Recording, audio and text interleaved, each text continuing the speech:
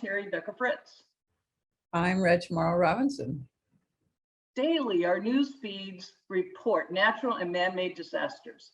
Think of things like the war in Ukraine, COVID, mass shootings, building collapses, wildfires, suicides, and other traumatic events and episodes. Being prepared is the first step to a successful response. EMDR response teams are embedded in hospitals, schools, mental health agencies, group practices, as well as TRNs. By the conclusion of our talk, you'll have a roadmap to create and sustain your own response team.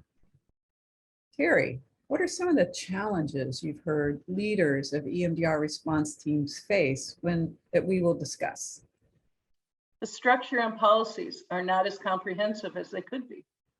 Also, the need for creating working relationships within the state and local disaster response organizations, marketing your team, and dealing with the finances. Plus, ongoing team building and fostering the relationships and sharing of the workload are all important. Reg, what clinical competencies are important that we will discuss? EMDR, as well as early intervention, is critical knowledge.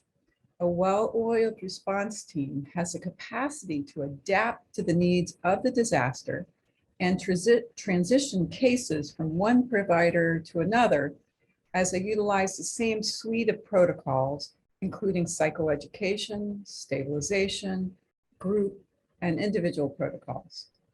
Terry, what else? Realize this is going to take time and energy to be a recognized and important player on the team of disaster organizations. You can't do this alone.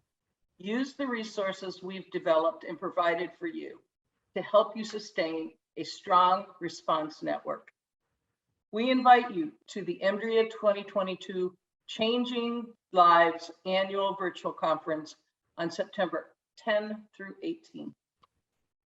Join us for our special session, Tuesday, September 13th, 10 to 1:30 Central Standard Time, and take advantage of the early bird special. We hope to see you.